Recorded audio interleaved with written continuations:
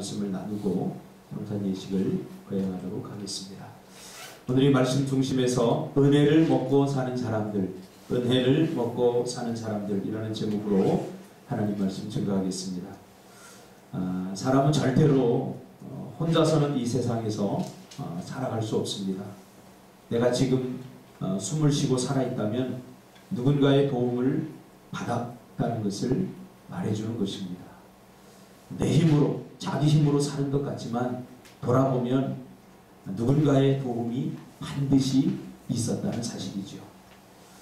사람이 도움 없이 산다는 것은 불가능합니다. 그러므로 사람이 살아가기 위해서 가장 필요한 절대적인 도움은 누구의 도움이냐?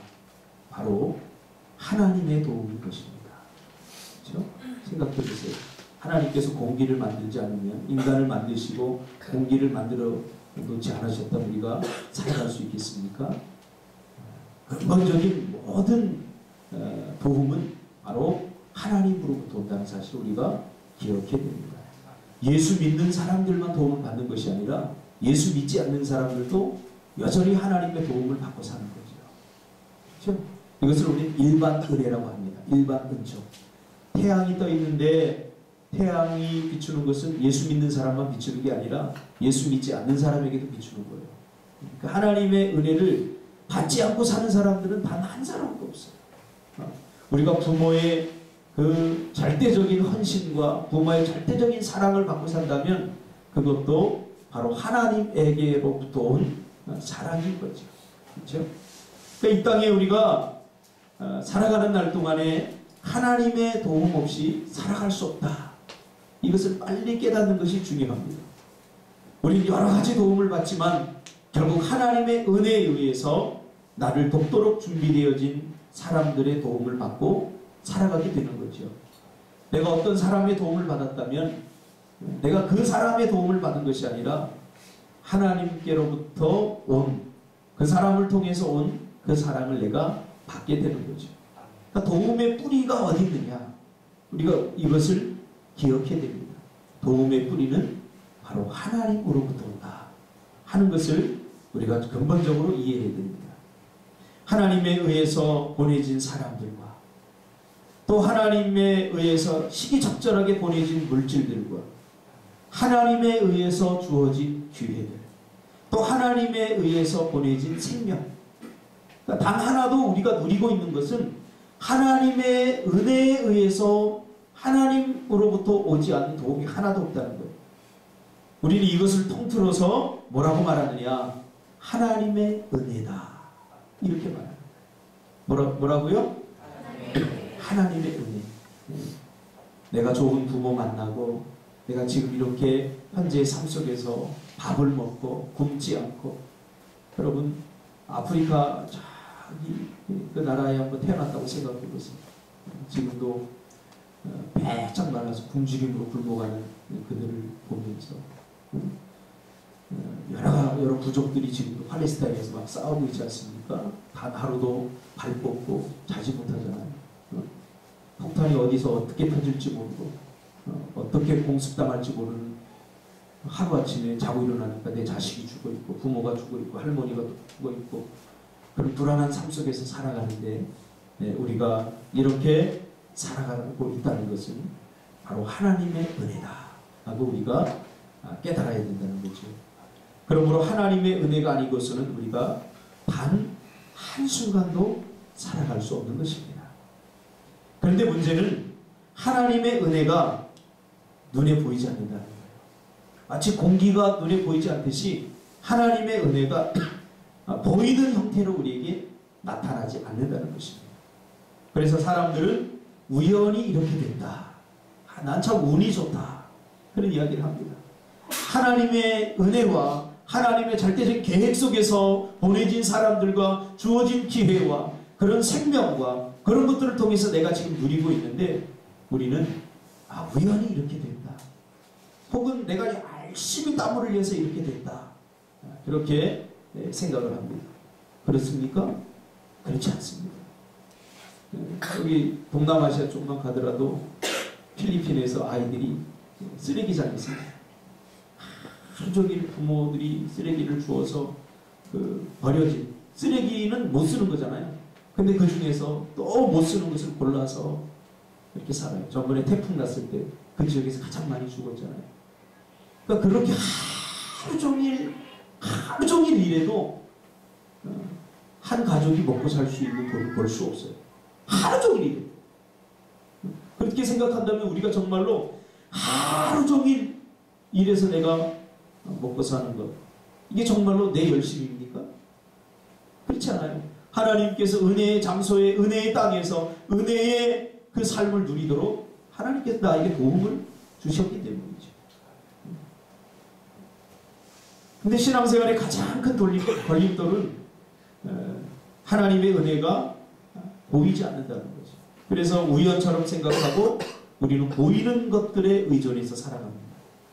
신앙생활의 가장 큰 걸림돌이 무엇입니까? 우리는 예수 그리스도를 믿음으로 영이 회복되었음에도 불구하고 우리의 눈에 보이는 육신을 입고 육신의 세계를 살아간다는 것이죠. 그렇죠? 이게 신앙생활의 가장 큰 걸림돌입니다. 하나님의 은혜가 눈에 보이지 않는다는 거죠. 우리 영적인 존재입니다. 그러니까 신앙생활을 한다는 것은 영적인 삶을 산다는 거예요. 영적인 삶. 만약에 우리가 눈에 보이는 것들로 하나님의 은혜가 주어진다. 물론 눈에 보이는 것으로 주어집니다. 그러나 우리는 우리의 영은 그것을 잘 인식하지 못하는 거죠. 그렇죠? 만약에 하나님의 은혜가 눈에 보이는 형태로 딱딱 주어진다면 이 신앙생활을 잘할 것 같죠. 그러나 그렇지도 않습니다. 우리가 조금만 주의를 기울이면, 오늘 장로님도 기도하셨듯이 조금만 기회를 기울이면 내가 누리고 있는 것들이 하나님께로부터 온다는 것을 우리가 눈으로 볼 수 있어요. 귀로 들을 수 있고요. 그러나 우리의 삶은 너무나 육신적인 삶이기 때문에 그것이 하나님으로부터 온다는 사실을 우리가 잘 깨닫지 못하는 거죠. 영적인 삶은 아직도 우리가 서투릅니다. 영이 회복되었음에도 불구하고 영으로 산다는 것이 아직도 무엇인지 잘 몰라요. 그래서 서툴고 때로는 혼란스럽기까지 합니다. 왜 그렇죠? 너무 오랫동안 육신적인 삶에 젖어서 살았기 때문이죠. 이것이 우리 그리스도인들의 뼈저린 한계입니다. 많은 사람들이 예수 믿기 힘들다고 합니다. 예수 믿기 힘듭니까? 김태환 집사님, 예수 믿기 힘듭니까? 근데 얼굴도 힘들게 보입니다. 자, 많은 사람들이 예수 믿는 게 참 힘들다고 이렇게 이야기합니다. 과연 그럴까요? 그러니까 예수 믿기 힘들다라고 말할 때 무엇이 힘들다는 거죠? 육신을 입었는데 영적인 삶을 살아야 되는 것이 힘들다는 거죠. 더 정확히 말하면 힘들다는 것은 영적인 삶에 우리가 아직 익숙하지 않다는 말이에요. 영적인 삶을 우리가 안 살아봤기 때문에 영적인 삶을 사는 것에 익숙하지 않다는 말이에요. 오늘 장로님도 기도하실 때 그랬잖아요. 살아가는 거 쉬워요. 관심을 조금만 가지면 돼요. 근데 그거 못하거든요. 못하기 때문에 못하는 게 아니라 안 하는 거야. 익숙하지 않기 때문에. 그러니까 영적인 삶도 마찬가지입니다. 신앙생활이 힘들다 그러는 것은 힘들지 않아요. 그것은 익숙하지 않은 것이에요. 그러니까 혼란스러운 거죠. 그래서 하나님께서 우리를 구원해 주시고 영으로 죽었던 우리를 영을 살리시고 곧바로 우리에게 너희들 이제부터 영적인 삶을 살아야 돼. 영적인 삶을 살지 않으면 바로 팍 죽어버릴 거야. 내가 바로 재앙을 내릴 거야. 그렇게 말씀하시지 않죠. 우리가 지금 살아있는 거 보면 알잖아요. 우리가 얼마나 매우 낭독한 사람들입니까? 예수님께서 십자가의 보혈로 우리를 살려주시고 자신의 몸을 찢으시고 피를 흘리시면서 우리를 구원해 주셨는데 그 은혜를 우리가 너무나 자주 잊어버리고 죄 때문에 죽으셨는데 우린 또다시 죄로 말미암아 살아가고 있잖아요. 그런데도 우리에게 그때마다 즉시 재앙을 내리지 않는 것은 하나님께서 자비롭기 때문에 우리를 영적으로 구원해 주시고 영을 살리시고 바로 영적인 삶을 우리가 살아가는데 서툴고 혼란스러울지라도 하나님께서는 기회를 주시는 거죠. 육신적인 삶에서 영적인 삶을 살게 되었다고 바로 강력하게 하나님 우리에게 영적인 삶을 요구하는 것이 아닙니다. 우리에게 눈에 보이지 않는 영적인 삶을 살 수 있게, 영적인 삶이 서투르고 어색한 우리에게 영적인 삶에 적응하고 익숙해질 수 있도록 우리에게 기회를 주시고 시간을 주신다는 거죠. 이것이 뭐예요? 바로 은혜입니다. 우리가 은혜를 잘 이해해야 돼요. 은혜. 이 은혜. 결국 우리는 하나님의 은혜를 잊고 사는 사람이에요. 잊고 사는 사람. 우리 교회가 속해 있는 개신교의 준말은 개혁 기독주의의 준말입니다. 우리가 캐톨릭과 개신교를 나누잖아요. 개신교, 이 안에는 장로교, 프로테스탄티즘, 또 성공회, 또 여러 캐톨릭을 제외한 많은 교파들이 있습니다. 그렇죠? 이것은 개혁 기독주의입니다. 이 개혁 기독주의에서 하나님의 은혜가 우리에게 전달되는 두 가지 방식이 있다고 생각합니다. 하나님의 은혜가 우리에게 어떻게 전달되느냐, 우리에게 어떻게 전달돼서 우리가 그 은혜를 어떻게 누리느냐. 개혁 기독주의에서는 두 가지로 봅니다. 캐톨릭에서는 세 가지로 보는데요. 첫째로 하나님의 말씀을 통해서 하나님의 은혜가 우리에게 전달된다고 그렇게 봅니다. 그러니까 말씀은 하나님의 은혜의 실체인 거죠. 말씀이 선포되고 말씀이 우리에게 들려지는 것은 은혜가 내게로 오는 거죠. 그래서 참 말씀이 중요합니다. 말씀을 들을 때 그 말씀이 하나님의 은혜로 알고 여러분 받으시기를 바랍니다. 이게 축복이에요. 하나님의 말씀이 선포되고 하나님의 말씀을 읽을 때 우리는 이 눈을 통해서, 우리 시각을 통해서 본 말씀이 우리의 뇌를 통해서 깨달아지고, 그리고 그 하나님의 은혜가 나에게로 오는 거죠. 참 하나님은 신기해요. 여러분들도 그런 거 많이 경험하지 않았습니까? 말씀을 들으면 힘이 없던 나에게 힘이 생겨요. 말씀을 들으면서 내 인생의 문제에 해결책을 볼 수가 있어요. 말씀을 들으면 위로가 돼요. 말씀을 들으면 뭔가 알 수 없는 용기와 힘이 나에게 생겨요. 그거 왜 그래요? 하나님의 은혜가 말씀이라고 하는 수단을 통해서 나에게 들어오기 때문에, 말씀을 통해 들어오기 때문에. 그러므로 말씀을 읽고 말씀을 듣고 말씀을 행할 때 하나님의 은혜가 내 안으로, 그리고 내 삶 속으로, 내 생각 속으로 흘러들어옵니다. 그러니까 여러분, 말씀을 잘 들어야 돼요. 말씀을 듣는데 우리가 성공해야 돼요.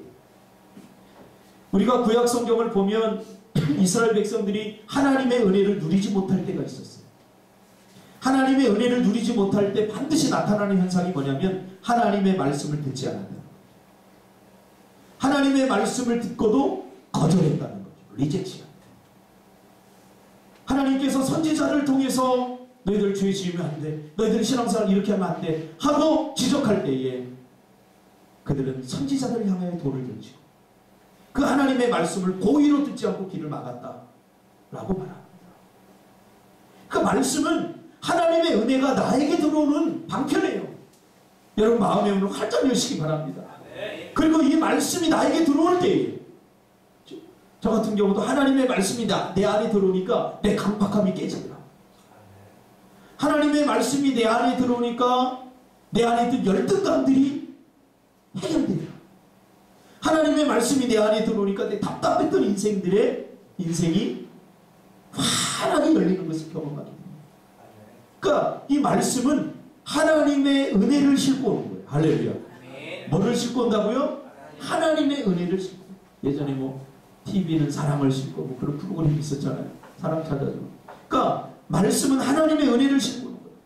말씀을 통해서 하나님과 우리가 그 갈라졌던 사이, 죄를 깨닫게 하고 또 불순종을 깨닫게 하고, 그렇죠?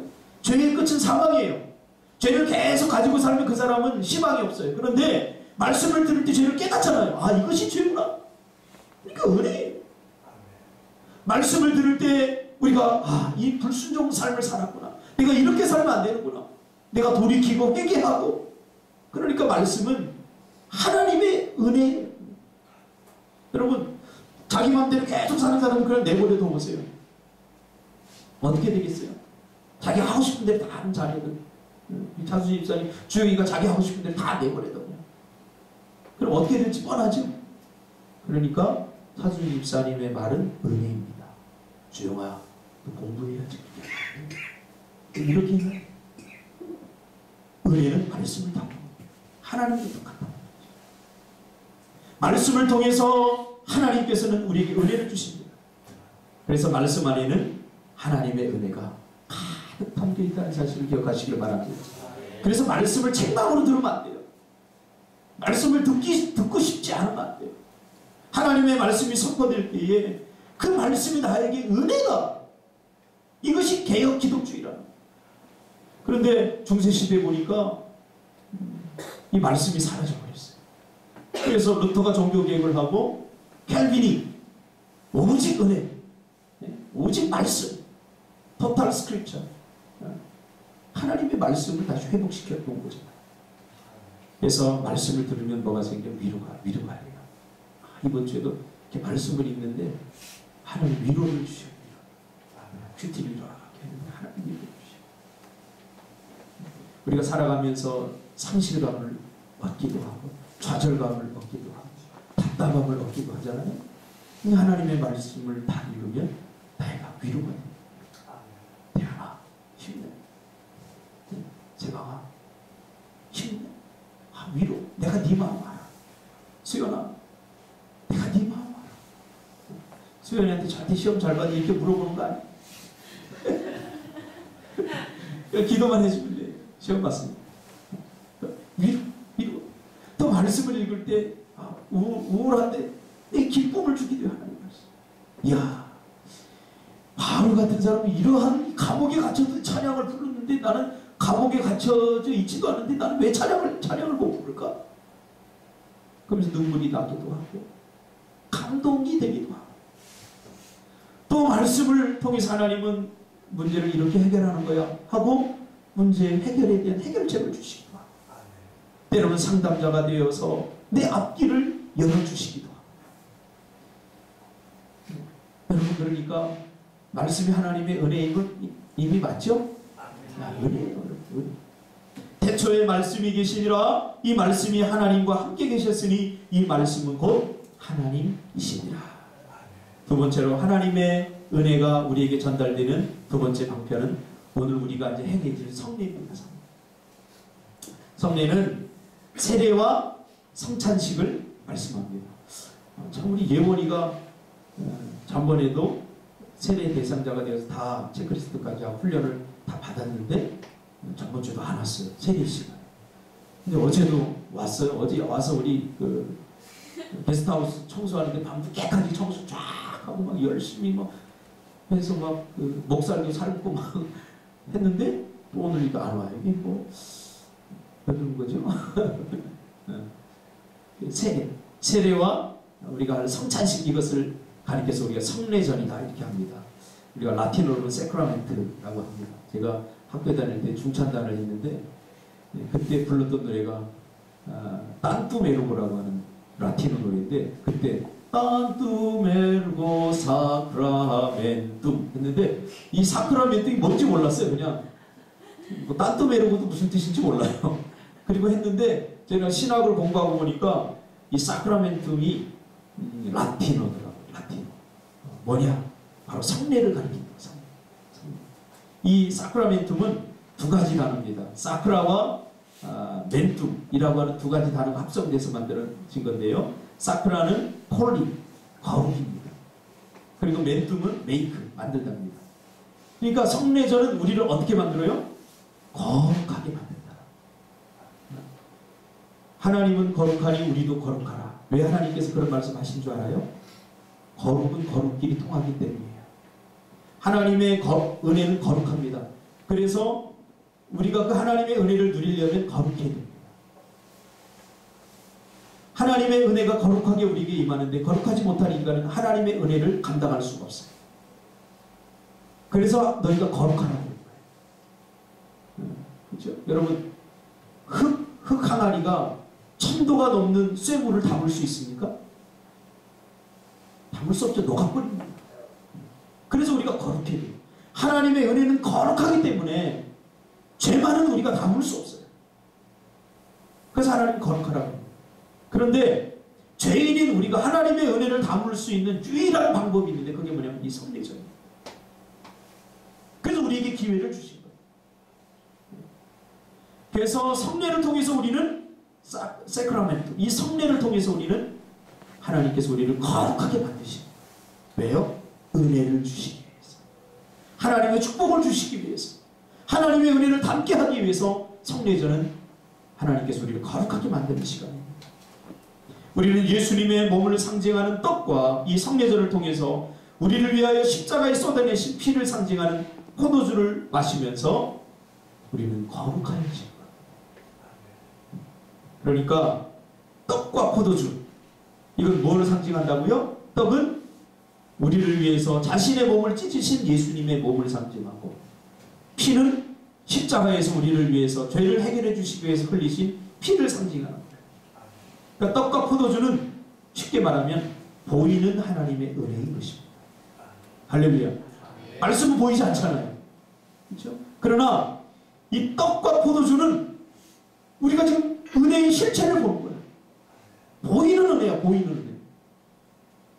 우리가 하도 보이지 않는 것을 믿지 않으니까, 보이지 않는 것을 잘 인식하지 못하니까 하나님께서는 떡과 포도주를 이렇게 보여주시면서 이게 은혜야 하고 우리에게 은혜의 실체를 보여주는 거예요. 그러니까 이것을 먹는 것은 뭘 먹는 거예요? 은혜를 먹는 거예요. 여러분, 잘 이해가 안 되죠? 은혜는 누리는 거다 그래요. 은혜는 먹는 거예요. 제가 며칠 전에 속이 좀 탈이 나서 못 먹었는데 허기가 져요. 허기가 지니까 아무것도 하기 싫고 그냥 잠만 자고 싶어요. 왜? 에너지가 없으니까. 움직일 힘이 없으니까. 그래서 이제 배 아픈 게 조금 나으니까 이제 먹을 것을 찾는 거예요. 먹고 나니까 막 힘이 생겨요. 하나님의 은혜를 먹으면 행복해져요. 힘이 생겨요. 능력이 생겨요. 하나님의 은혜를 먹으면 돼요. 그러니까 이 성례식은 뭐 하는 시간이에요? 은혜를 먹는 시간. 할렐루야. 아, 똑똑하네. 설교 더 할 거 없겠네. 어떤 은혜? 보이는 은혜. 그래서 어떤 사람들은 이게 무슨 예수님 피야, 이게 예수님이 무슨 떡이야, 그냥 카스테라 파리바게뜨 사온 거 내가 다 아는데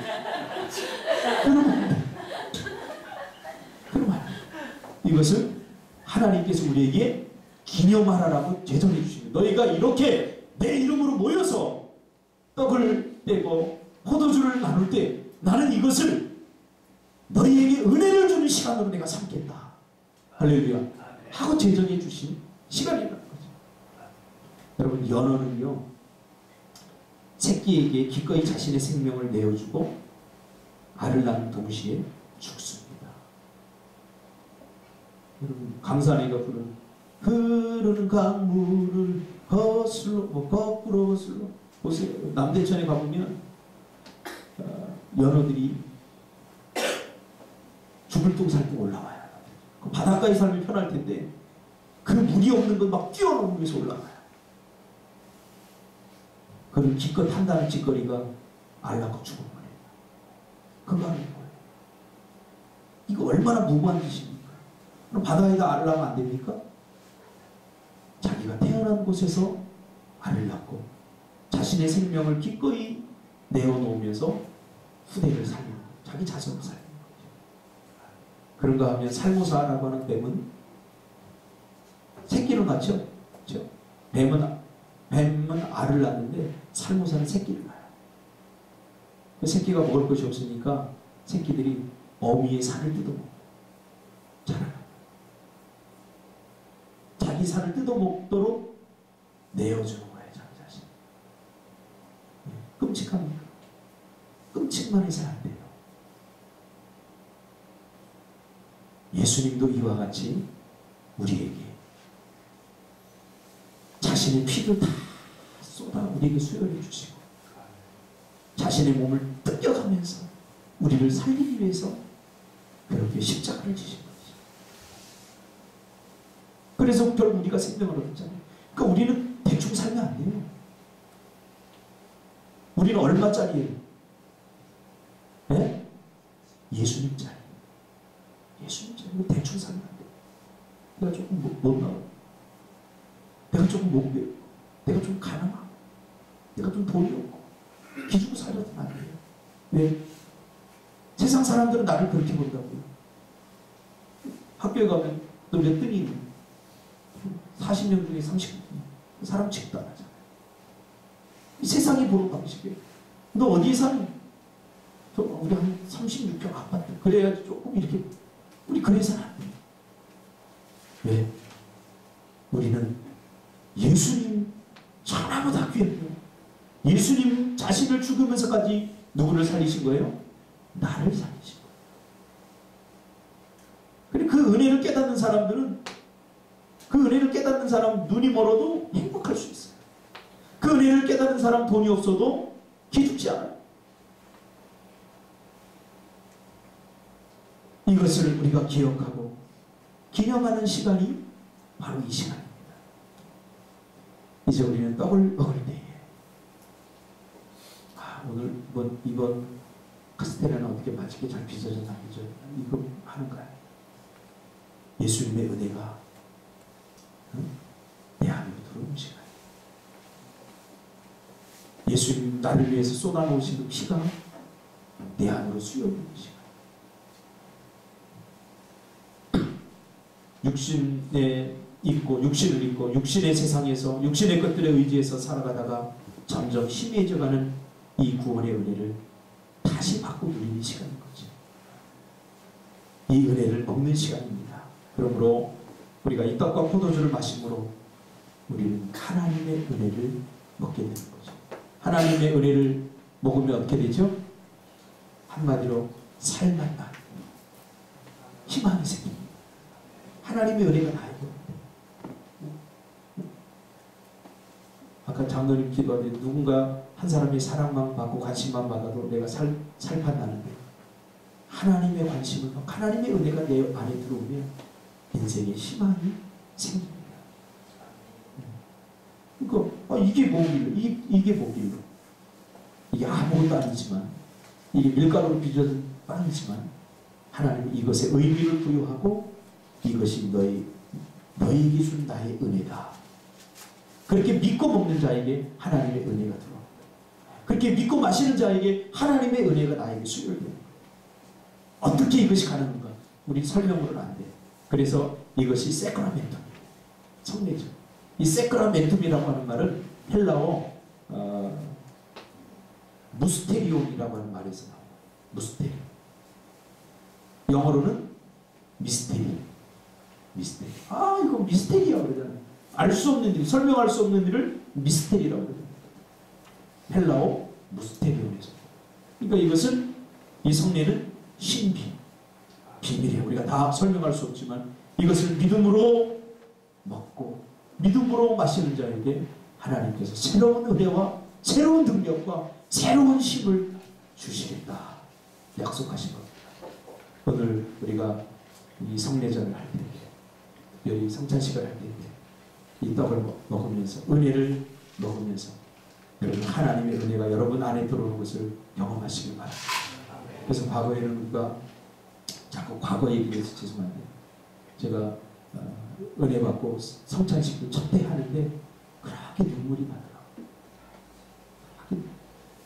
이 떡이 예수님께서 나에게 주신 살점이라고 생각하니까 나를 살리기 위해서 찢기신 그 살점이라고 생각하니까 여러분 생각해요. 여러분 부모님 여러분 살리려고 살점을 준다면 여러분 그거 먹을 수 있겠습니까? 두렵고 떨리는 마음으로 어떻게 그게 은혜가 되는지 떡을 먹으면서 한 번 두 번 씹으면서 나는 고통과 더불어서 이 표현할 수 없는 어떤 감동이 저한테 오더라고요. 그래서 얼마나 많이 울었었죠. 피를 마시면서 포도주를 마시면서 그 감동과 기쁨이 막 오는데 한 10년을 제가 성찬식을 하면서 그렇게 울었던 것 같아요. 10년이 지나가니까 메말라버려가지고 카스테라 권사님 포도주를 어떻게 담갔길래 맛대가리가 없어. 여러분 오늘 이 시간에 잃어버렸던 하나님의 은혜가 여러분 삶 가운데 회복되기를 바랍니다. 계속해서 기도하고 우리 성만찬을 거행하도록 하겠습니다.